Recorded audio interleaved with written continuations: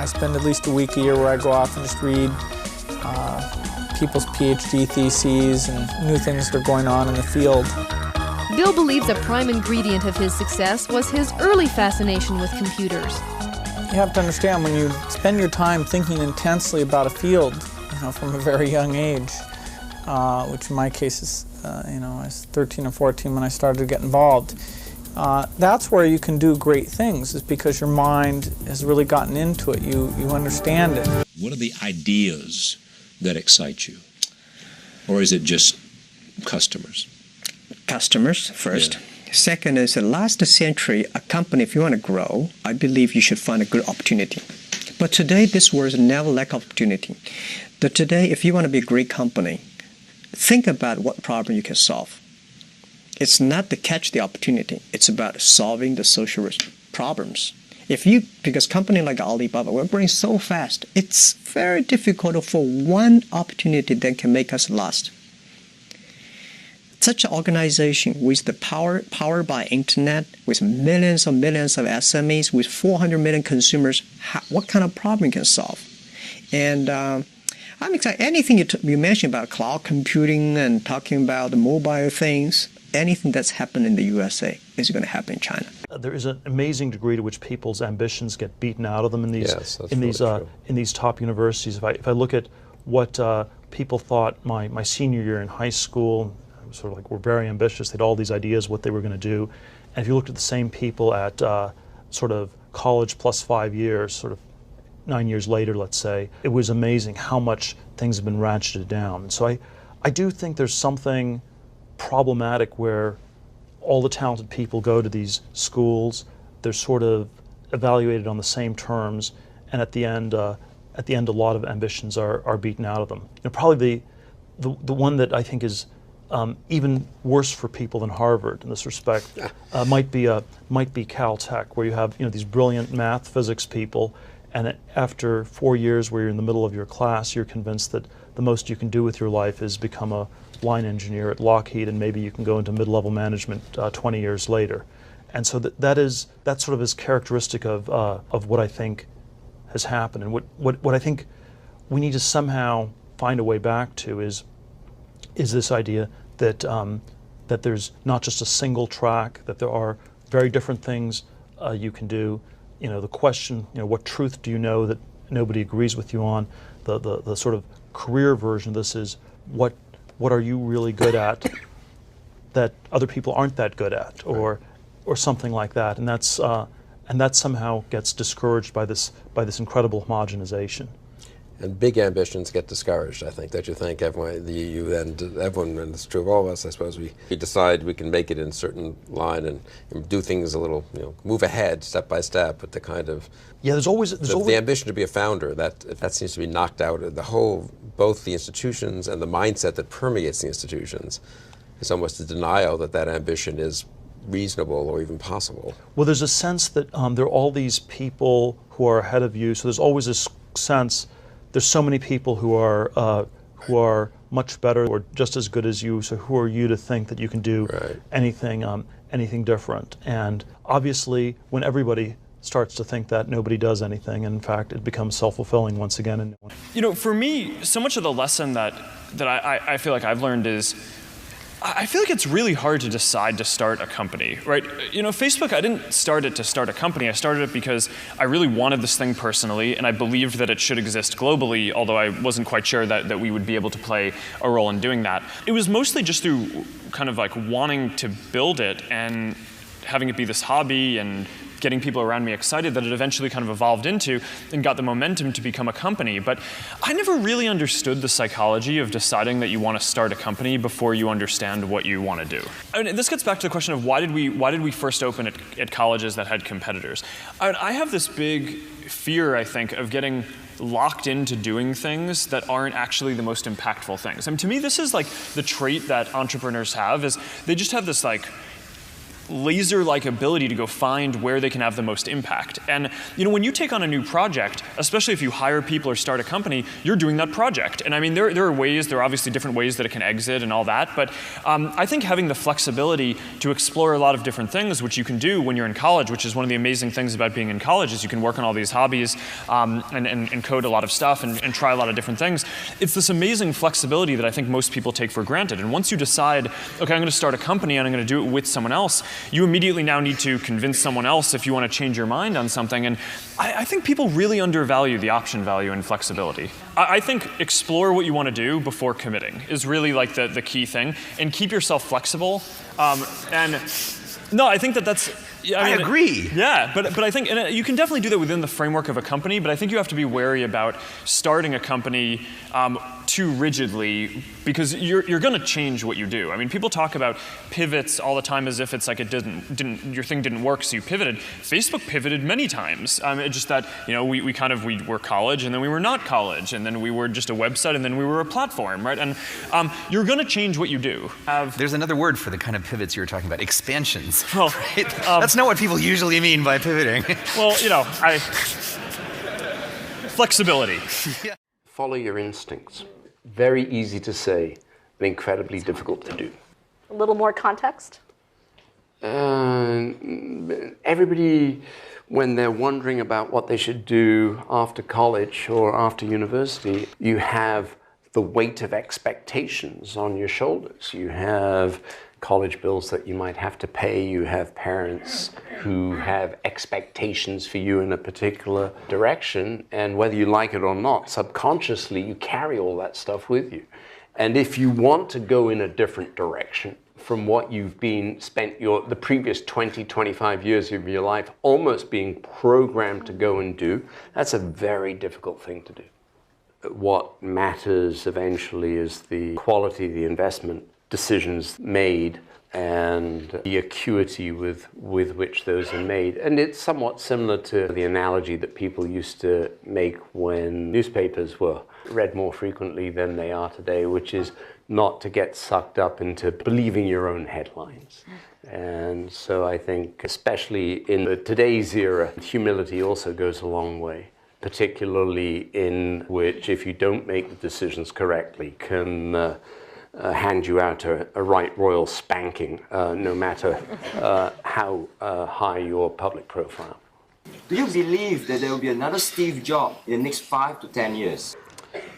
No, any more than I believe there'll be another Larry Page or Mark Zuckerberg or Bill Gates. They're each very distinctive personalities. Now, if the question is there somebody whose name we don't know today, who 20 years from now will be very well known because of a company that he or she started? Absolutely, yes. Why do I think Sequoia is the preeminent venture firm? I don't. I always feel we're always one step away from going out of business, and that we can never take anything for granted, and that we're only as good as our next investment. The advice that people should follow their instincts, whether I could say a little bit more about that. I think it helps if you try and enter an environment where you think you can learn a lot, whether that's inside an organization. It doesn't have to be a company, it can be some other organization, or around people that you particularly admire, that you can learn a lot from. And I think that just helps expand one's horizons. It also gives the individual a sense of what excellence is really like. How realistic is it for a company to do B2C and B2B at the same time? I'm sure there are examples of companies that have pulled it off. I just think right at the beginning you have to concentrate on doing one thing super well. And once you've done that, the second thing becomes easier, particularly if you're dealing with, it's one thing to sell precisely the same product to both audiences. And if you can do that, bless your heart, it's a good thing to do. But I think it's if you've got to tailor the product differently, I think that's a very dangerous thing for a company to do right at the start. You know, it's no coincidence Apple under Steve Jobs was not prepared to compromise, change and alter its products to please corporations. They would build products, and if corporations wanted to buy them, so be it. But they weren't going to come up with special products. It was an approach that obviously served them very well. And then, as you know, there are plenty of examples of other companies that have, over time, succeeded with two different sorts of distribution channels. Plenty of examples of that. But at the beginning, I think simplicity is a virtue. Because I think that's really important, especially for young people, to actually do that self-assessment and find that passion. Do you have any advice? I think many kids and many grown-ups do figure out over time what their passions are. And sometimes we let I don't think it's that hard. I think what happens, though, sometimes is that we let our intellectual selves overrule those passions. And so that's what needs to be guarded against. Kids are very good about knowing what their passions are. I love that, because I think I've seen you describe this way, that you've always maintained that sense of wonder. I think that's what kids have, but we lose it somehow along the way. Yes, everybody, it's a gift if you can keep your childlike sense of wonder. And it helps with creativity, it helps to have fun. You know, you laugh more and play more if you keep that childlike sense of wonder. What we're really focused on is thinking long term, putting the customer at the center of our universe, and inventing. Those are the three big ideas. I don't think that you can invent on behalf of customers unless you're willing to think long term, because a lot of invention doesn't work. If you're going to invent, it means you're going to experiment. You have to think long term. So these three ideas, customer centricity, long-term thinking, and a passion for invention, those go together. That's how we do it. And by the way, we have a lot of fun doing it that way. What's amazing about your success is that your timing was good too. How does an innovator actually identify that historical momentum, that Kitty Hawk moment? You recognize what was happening with the internet, and you said, you know what, there's actually a room for me to start with books and then move on. How do you do that? How do you find the time and the momentum, the zeitgeist? I think everybody has their own passion, their own thing that they're interested in, and then you're very alert to the things that are in the sphere of influence of that passion. So your passion has led you to change the world, frankly, with Amazon. But yet you've got Blue Origin, you've got Bezos Explorations. Why can't somebody like you just rest on your laurels? Go play golf. Well, I love what I do. I also have 4 kids. I have a wife that I love. I have a lot of passions and interests. But one of them is the pace of change. I love the fact that I get to work with these big, smart teams. The people I work with are so smart, and they're self-selected for loving to invent on behalf of customers. And so, it's not, do I love every moment of every day? No, that's why they call it work. There are things that I don't enjoy, but if I'm really objective about it, and I look at it, I'm so lucky to be working alongside all these passionate people, and I love it. How do you remain nimble? Because there is somebody in their dorm room who could eat you up for lunch the next day. My belief on this is, first of all, that's completely correct, and you can never assure anybody that can't happen. But I think if you have a customer-centric culture, that cures a lot of ills, because we wake up, let's say you're the leader in a particular arena, if you're competitor focused and you're already the leader, then where does your energy come from? Whereas if you're customer focused and you're already the leader, customers are never satisfied. So if you're customer focused, you're always waking up, how can we make that customer say, wow? How can we, our energy, our passion, we want to impress our customers. We want them to say, wow. It's that kind of divine discontent comes from observing customers and noticing that things can always be better. There's always a sense that people have that it's really hard to come up with answers. All the answers have already been discovered in one way or another. And I think that's not the case. And I sort of divide things up into conventions, which are things everybody knows to be true. At the other extreme, there are mysteries, things that nobody can figure out. And in between are these things that I call secrets, which are things that you could figure out. They're hard, but if you really work at it, you could figure something out. And one thought that I have is that there are many secrets left to be discovered. I actually think that this is a somewhat non-conventional view, because I think the conventional view is that most secrets have been discovered and that there's nothing new to find. And so, and this is certainly, it is true certainly of certain domains, but I think most things are not like that. And I think there are a lot of fields where new things can be found. We're often discouraged by sort of a version of globalization. We think there are 7 billion other people in the world, and there will always be someone who will have already thought of it. And if no one will have thought of it before us, it must be almost impossibly hard. And so it ends up being this sort of self-fulfilling thing where we don't even try. And I do think the only people who will discover secrets are people who work at it and who try doing it. And I think that many of these great companies have something like this at the core. It's some domain of knowledge, some area where people think they can figure out a lot more. At PayPal, we were very interested in this, in the intersection of money and cryptography. Could you create a new digital currency on the internet?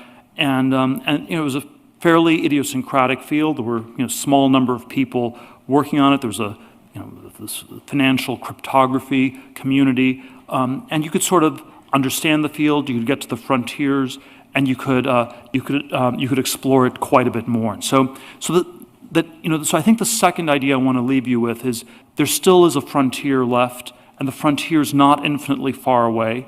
There's certain places where the frontier has been closed, so geographically it's kind of closed, but there are many places where you can still get to the frontier, and it's actually, there are many directions you can go where the frontier is close and where there's a lot left to be discovered. You have developed this at least profile of a young man in a hurry.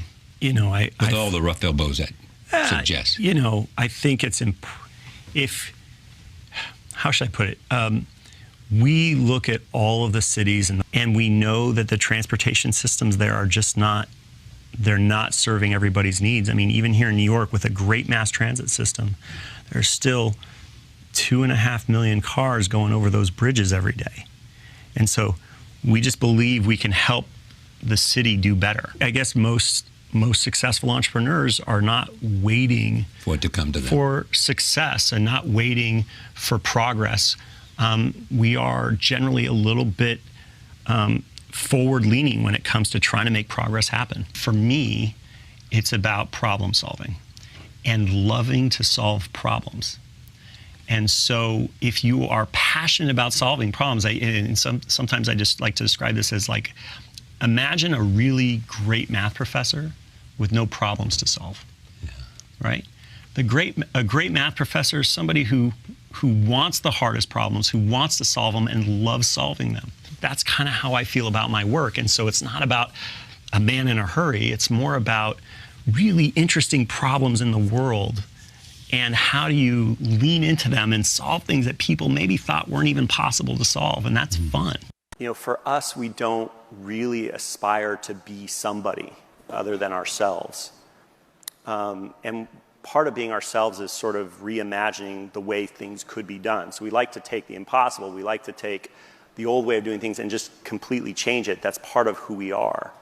But there are great CEOs, great founders, great leaders out there, and there's something to learn from all of them. In fact, there's something to learn from the ones that aren't great too. Like, again, everybody sees success, they see failure, and we see that personally and we should learn from it, but why not learn from other people's success and failure? There's something to learn from all of them. I mean, it depends how you look at it, but when you have sort of this problem-solving culture, the core group sort of depends on the problem that's being solved.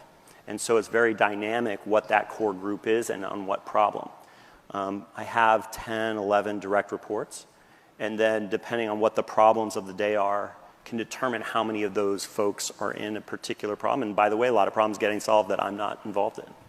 And so figuring out which ones that you go into, how do you prioritize it, How do you get to the future faster is one of the things we spend a lot of time sort of architecting. Silicon Valley and sort of the state of Silicon Valley, do you think it's at a high point of invention right now, or at a plateau, or at a low point, or well, I think there's jumping off point? Yeah, it's funny. It reminds me, like, look, I've been an entrepreneur since the late 90s, and I remember in 2001 I was raising money. I was raising money in the fall of 2001 for a networking software company, and I remember going to one of the restaurants in Palo Alto, which used to be bustling, and like you'd have to book, like, get a reservation like a month ahead of time or something, and it was empty. It was like tumbleweeds. And I remember a VC telling me that all the things that could be invented, this is 2001, all the things that could be invented in software had been invented, and that there was no more innovation left in software. And right, so that irrational sort of, there's irrational exuberance and irrational pessimism.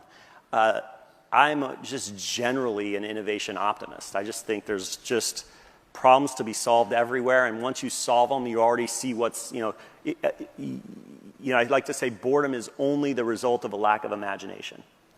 And, the minute you solve one thing, you just sit down for a few minutes and then you come up with like 10 more ideas. So I think I'm an optimist, like there's just so much more to do. I think what's very interesting, and maybe this is because of our global reach and just where we've been, is Silicon Valley, I think, has been sort of the North Star for innovation, or the hub of innovation globally. And I think that is no longer going to be a thing. I think if we go 5 years out, you're going to start to see hubs of innovation. This is about to be real, at least with a couple major ones, right? I'm just going to ask you one more question because our time is up. You're worth a lot of money now. What's the most expensive thing you've bought? Well, I think what a lot of people don't know is that I've never sold a single Uber share. So the most expensive thing I bought before Uber started, and it's my home, and it was right around $1 million. Okay. So I got a mortgage. You still have a mortgage? Yeah. Amazing. Fabulous. Thank you so much, Travis. Okay. Chengkong is the Cantonese word for the Yangtze, China's longest river, and it is more than just a name for Li. 呢個 Yangtze River 點你解釋啊？就長江咧點解能夠成為長江咧？就係你咧咩水嚟到你都可以吸收，你都 welcome。Yeah。所以你做生意，因為我自己咧。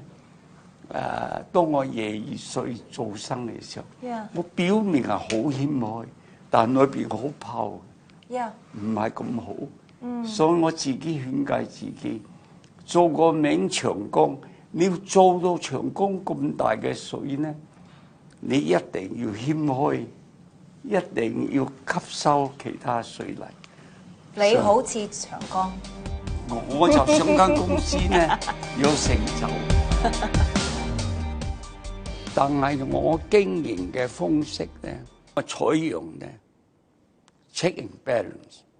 你一定咧要令到用西方嘅管理模式，但係有個內心嘅哲學咧，我就選咗中國儒家好有用嗰一 part。咁多年嚟都證明咧係。我哋都幾好，尤其高級行政人員咧，你只要睇我哋嘅 turnover 係好少驕傲嘅。What's the lesson? The lesson say you need to be very careful to manage the company. Also, don't investment and like a gambler. The key pieces of advice Li Ka-shing is passing on to his sons.